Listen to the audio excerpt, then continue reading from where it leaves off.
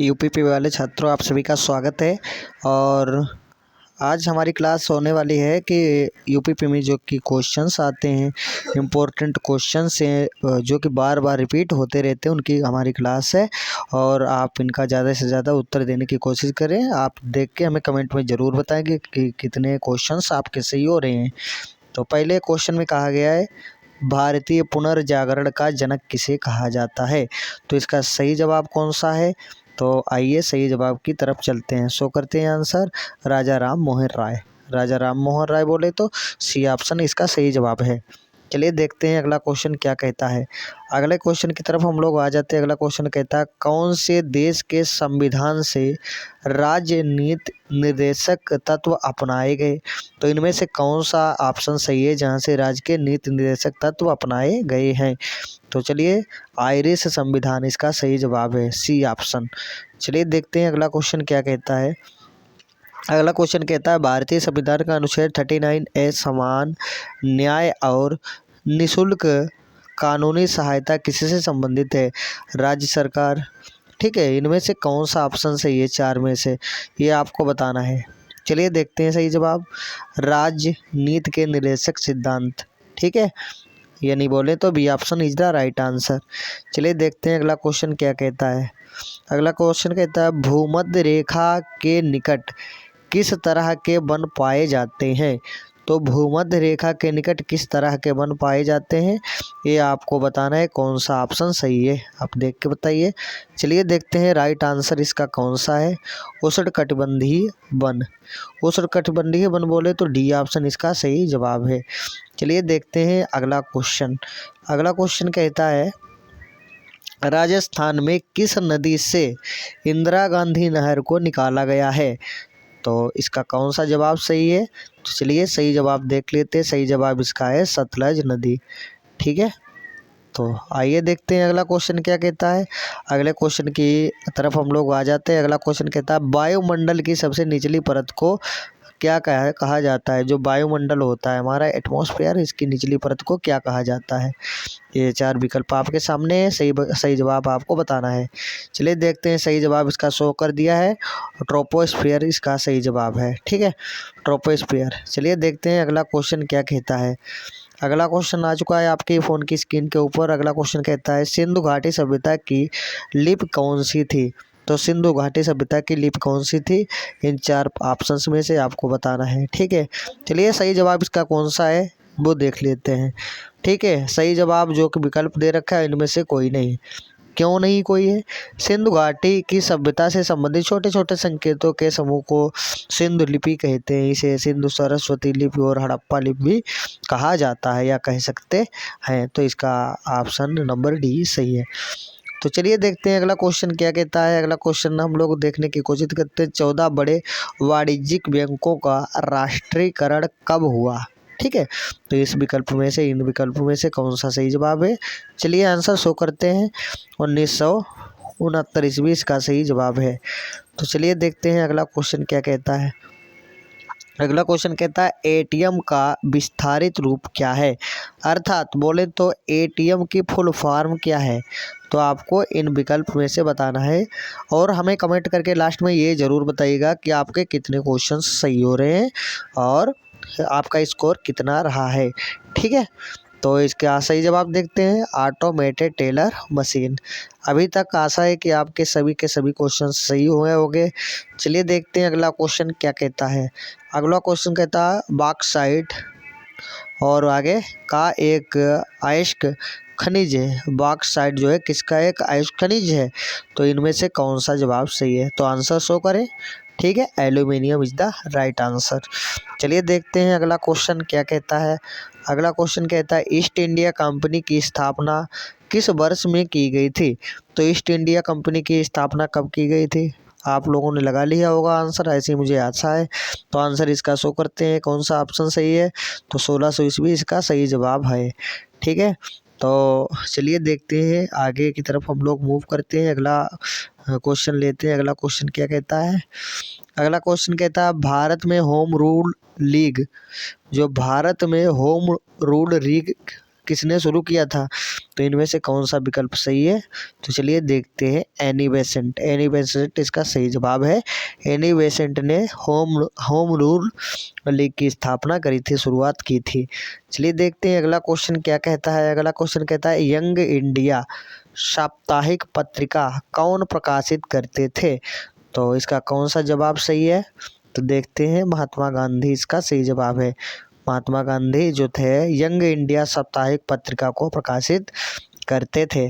चलिए अगला क्वेश्चन देखते हैं। चौरी चौरा कांड कब हुआ था? तो चौरी चौरा कांड की घटना, जो कि चौरी चौरा यूपी में पड़ता है, इसकी घटना कब घटित हुई थी ये आपको बताना है। चलिए देखिए, ठीक है, इनमें से कौन सा ऑप्शन सही आपको बताना है। अब आंसर शो करते हैं इसका। 5 फरवरी 1922 ईस्वी को चौरी चौरा नाम की घटना घटित हुई थी। चलिए देखते हैं अगला क्वेश्चन क्या कहता है। लॉर्ड हार्डिंग ने बंगाल का विभाजन किस वर्ष रद्द किया था? तो बंगाल विभाजन कब रद्द हुआ था लॉर्ड हार्डिंग के द्वारा? तो ये बताना है। तो इसका सही जवाब है 1911। आंसर शो कर दिया मैंने, आप लोग अपना मैच कर लीजिए। चलिए देखते हैं अगला क्वेश्चन क्या कहता है। भारत के किस राज्य में सबरीमाला स्थित है? तो भारत के किस राज्य में सबरीमाला स्थित है ये आपको बताना है। चलिए आंसर शो करते हैं। केरल इसका सही जवाब है। तो चलिए अगला क्वेश्चन देखते हैं। अगला क्वेश्चन क्या कहता है। दक्षिण भारत की सबसे ऊंची चोटी कौन सी है? तो दक्षिण भारत की सबसे ऊंची चोटी आपको बतानी है। तो चलिए देखते हैं। अनयमुदी, इसे अन्नामुदाई भी कहा जाता है। ये दक्षिण भारत की सबसे ऊंची चोटी है। चलिए अगला क्वेश्चन देखते हैं। अगला क्वेश्चन क्या कहता है। कौन सा बैंक कृषि और ग्रामीण वित्तीय प्रबंधन संभालता है? तो कौन सा संभालता है भाई? तो इसका कौन सा विकल्प सही है? आंसर शो करते हैं। इसका नाबार्ड इसका सही जवाब है। ठीक है, चलिए देखते हैं अगला क्वेश्चन क्या कहता है। CRR क्या है? CRR क्या है? वह दर जिस पर वाणिज्य बैंक RBI से पैसे उधार लेती है, या वह दर जिस पर RBI वाणिज्य बैंकों से पैसे उधार लेती है? सी ऑप्शन, वह दर जिस पर RBI विदेशी बैंकों के साथ बिक्री और पूंजी संपत्ति की खरीद का फैसला लेता है। तो डी में कहा गया वह नकदी का अनुपात है जिसे वाणिज्यिक बैंकों को RBI के पास जमा करना पड़ता है। तो CCR क्या है? आंसर शो करते हैं। CCR जो है डी ऑप्शन सही है। इसका आंसर शो हो चुका है। आंसर कहता है यह नकदी का अनुपात है जिसे वाणिज्यिक बैंक को RBI के पास जमा करना पड़ता है। चलिए देखते हैं अगला क्वेश्चन क्या कहता है। अगला क्वेश्चन हमारा क्वेश्चन नंबर 20 कहता है भारत में वाणिज्यिक दर जिसे टैक्स कहा जाता है कौन लगाता है? तो भारत में टैक्स कौन लगाता है ये आपको बताना है। ठीक है, तो आंसर शो करते हैं। इसका सही जवाब क्या है? केंद्र सरकार। तो भारत में जो टैक्स लगाती है वो केंद्र सरकार के द्वारा लगाया जाता है। चलिए देखते हैं अगला क्वेश्चन क्या कहता है। भारत में रुपए प्रतीक चिन्ह को किसने डिजाइन किया था? तो भारत में ये इस प्रकार का एक चिन्ह होता है रुपए के ऊपर, ये किसने डिजाइन किया था? जो चिन्ह आप लोग अपने पास रखे नोट पे या रुपए पे देखते हो, इसे किसने डिजाइन किया था? तो सही जवाब इसका आ जाता है। इसका सही जवाब है डी, उदय कुमार। ठीक है, चलिए देखते हैं अगला क्वेश्चन क्या कहता है। अगला क्वेश्चन कहता है भारतीय संविधान के किस भाग को उसकी आत्मा कहा जाता है? तो भारत के संविधान में ऐसा कौन सा भाग है जिसे संविधान की आत्मा कहा जाता है? चलिए देखते हैं इसका सही जवाब कौन सा है। तो संविधान में जो प्रस्तावना होती है उस प्रस्तावना को संविधान की आत्मा कहा जाता है। मुझे आशा है कि अभी तक के जितने भी क्वेश्चन है आप सभी के सही हुए होंगे। तो चलिए अगला क्वेश्चन देखते हैं। किस अनुच्छेद के द्वारा 6 से 14 वर्ष तक के बच्चों के लिए शिक्षा का अधिकार मूल अधिकार माना गया है? तो इसमें कौन सा अनुच्छेद है ये आपको बताना है। चलिए देखते हैं राइट आंसर। अनुच्छेद नंबर 21 इसका सही जवाब है। चलिए देखते हैं अगला क्वेश्चन क्या कहता है। राष्ट्रपति पद के चुनाव के लिए कौन सी अवधि अपनाई जाती है? तो राष्ट्रपति के चुनाव के लिए कौन सी अवधि बनाई जाती है, इसका सही जवाब देखते हैं। जो ऑप्शन नंबर यहाँ पे डी दे रखा है, इनमें से सभी, यानी ऑल ऑफ द एबोव। तो कौन कौन सा है, आनुपातिक प्रतिनिधित्व, एकल संक्रमणीय, अप्रत्यक्ष मतदान। ठीक है, चलिए देखते हैं अगला क्वेश्चन क्या कहता है। अगला क्वेश्चन कहता है मंत्रिपरिषद सामूहिक रूप से किसके प्रति उत्तरदायी है। तो मंत्रिपरिषद किसके, लोकसभा, राष्ट्रपति, राज्यसभा, प्रधानमंत्री। तो कौन सा इसका सही जवाब है, आंसर शो करते हैं, अपना मिलाइए। तो इसका सही जवाब है लोकसभा। तो एक चीज़ और आपको बताते चले साथ ही साथ, लोकसभा का सदस्य बनने के लिए आपकी उम्र 25 साल होनी चाहिए, और राज्यसभा का सदस्य होने के लिए आपकी उम्र 35 से 30 साल होनी चाहिए। इसी तरीके से राष्ट्रपति बनने के लिए आपकी एज 35 साल होनी चाहिए, और राज्य का राज्यपाल बनने के लिए भी आपकी उम्र 35 साल होनी चाहिए। यदि आप 18 साल के हैं तो भारत में मतदान का अधिकार आपको दिया गया है। ठीक है, चलिए देखते हैं अगला क्वेश्चन क्या कहता है। निम्नलिखित में से कौन सा उत्सर्जन अंग नहीं है, गुर्दा, कलेजा, फेफड़े, प्लीहा। तो कौन सा उत्सर्जन अंग नहीं है आपको बताना है, आंसर शो करते हैं, प्लीहा, डी ऑप्शन इसका सही जवाब है। चलिए देखते हैं अगला क्वेश्चन क्या कहता है। जो एड्स होता है, एड्स कब होता है, ये इसे HIV कहा जाता है। एड्स जब अधिक से अधिक लोगों से सेक्स करने से HIV एड्स फैलता है। एड्स का विषाणु किसकी वृद्धि को प्रभावित करता है, ये आपको बताना है। तो इनमें से कौन सा सही जवाब है, ये आपको बताना है। चलिए आंसर शो करते हैं। रक्त में टी कोशिकाएं। ठीक है, रक्त में टी कोशिकाएं, ये ऑप्शन नंबर बोले तो सी ऑप्शन इसका सही जवाब है। चलिए देखते हैं अगला क्वेश्चन क्या कहता है। अगला क्वेश्चन ये आपका रहा स्क्रीन के ऊपर। तो अगला क्वेश्चन कहता है निम्नलिखित में से कौन सा जोड़ा सही नहीं है। प्रतिरोध जो होता है ओम सही जवाब है। तापमान केल्विन, कार्य जूल, और विद्युत धारा जो होती है वो वोल्ट नहीं होती है, वो एम्पियर होती है। ठीक है, तो बी ऑप्शन इसका रॉन्ग है। तो चलिए अगला क्वेश्चन देखते हैं। अगला क्वेश्चन क्या कहता है। अगला क्वेश्चन कहता है वर्ष 2021 में भारत सरकार ने कौन सा नया मंत्रालय बनाया। तो भारत सरकार ने 2021 में कौन सा नया मंत्रालय बनाना है। चलिए आंसर देखते हैं इसका। सहकारिता मंत्रालय बोले तो इसका कौन सा सही जवाब है, सहकारिता मंत्रालय, यानी मिनिस्ट्री ऑफ कॉरपोरेशन। ठीक है, देखते हैं अगला क्वेश्चन क्या कहता है। अगला क्वेश्चन की ओर चल देते हैं। अगला क्वेश्चन कहता है निम्नलिखित में से कौन सा देश सार्क का सदस्य नहीं है। तो सार्क का सदस्य कौन सा देश नहीं है, तो इसका कौन सा जवाब सही है, इसको हम लोग देख लेते हैं। ठीक है, चीन, यानी बी ऑप्शन इसका सही जवाब है। तो देखते हैं इसके बारे में हम लोग थोड़ी सा नॉलेज लेते हैं क्या कहता है। सार्क दक्षिणी एशिया के 7 देशों का संगठन है, जिसका पूरा नाम दक्षिण एशियाई क्षेत्रीय सहयोग संगठन सार्क के 7 सदस्य देश कौन कौन से, ये आपको पता होने चाहिए। वो उसके अंतर्गत कौन कौन से देश आते हैं ये आपको बताने की कोशिश करते हैं। तो इसके अंतर्गत 7 देश कौन कौन से आते हैं, भारत, पाकिस्तान, बांग्लादेश, श्रीलंका, नेपाल, भूटान और मालदीव। ये 7 देश हैं जो सार्क के अंतर्गत आते हैं।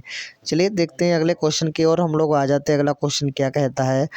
अगला क्वेश्चन कहता है दुधवा राष्ट्रीय उद्यान किस राज्य में है। तो दुधवा राष्ट्रीय उद्यान किस राज्य में है, ये आपको बताना है। तो इसका जो ए ऑप्शन है बिल्कुल सही है, ए ऑप्शन कहता है उत्तर प्रदेश। ठीक है, तो दुधवा राष्ट्रीय उद्यान उत्तर प्रदेश के लखीमपुर खीरी जनपद में स्थित संरक्षित वन क्षेत्र है। चलिए देखते हैं अगला क्वेश्चन क्या कहता है। अगला क्वेश्चन कहता है पेट्रोल की गुणवत्ता किससे प्रदर्शित की जाती है। जो हम लोग अपनी गाड़ियों में पेट्रोल डलवाते हैं तो इसकी गुणवत्ता जो होती है तो किससे निर्धारित की जाती है, प्रदर्शित की जाती है, आपको बताना है। तो कौन सा ऑप्शन सही है, सही जवाब खोजते हैं तो ऑक्टेन संख्या। ठीक है, ऑक्टेन संख्या के आधार पर पेट्रोल की गुणवत्ता नापी जाती है। चलिए देखते हैं अगला क्वेश्चन क्या कहता है। अगला क्वेश्चन किस रक्त समूह को सर्वदाता यानी यूनिवर्सल डोनर कहा जाता है। तो इसमें से कौन सा जवाब सही है आप लगा लें। चलिए आंसर शो करते हैं। तो इसका जो डी ऑप्शन है बिल्कुल सही जवाब है। ओ एक्स्ट्रा फैक्ट, एक्स्ट्रा ज़्यादा से ज़्यादा जानकारी कैसे रखेंगे। रक्त समूह ए बी को सर्वग्राही यूनिवर्सल एक्सेप्टर और ओ को सर्वदाता कहा जाता है। ठीक है, चलिए देखते हैं अगला क्वेश्चन क्या कहता है। एलपीजी जिसका हम लोग क्या करते हैं अपने रसोई घर में यूज करते हैं, इसकी फुल फॉर्म क्या होती है। तो ये आपको बतानी है, जो कि आपके सामने विकल्प दे रखे हैं, आप लगाने की कोशिश करें, फिर हम आंसर शो करते हैं। एलपीजी का पूरा नाम क्या है। तो आइए देखते हैं एलपीजी का पूरा नाम क्या है, किस तरीके से हम लोग इसे याद करेंगे। एलपीजी का पूरा नाम होता है लिक्विड पेट्रोलियम गैस। तो एलपीजी में क्या क्या होती है। एलपीजी में एक तो हमारे पास ब्यूटेन होती है और प्रोपेन होती है। ब्यूटेन प्रोपेन गैस का मिक्सचर होती है एलपीजी। चलिए देखते हैं अगला क्वेश्चन क्या कहता है। अगला क्वेश्चन कहता है उत्तर प्रदेश का लोक नृत्य निम्न में से कौन सा है। तो यूपी का लोक नृत्य कौन सा है। चलिए देखते हैं इसका सही जवाब क्या है। इसका सही जवाब है नौटंकी। चलिए देखते हैं अगला क्वेश्चन क्या कहता है। अगला क्वेश्चन कहता है घुमरा किसका लोक नृत्य है। तो घुमरा किसका एक लोक नृत्य है। तो इसमें से आपको बताना है इसमें से कौन सा आपकी नज़र में कौन सा सही जवाब है, फिर इसका आंसर शो करते हैं।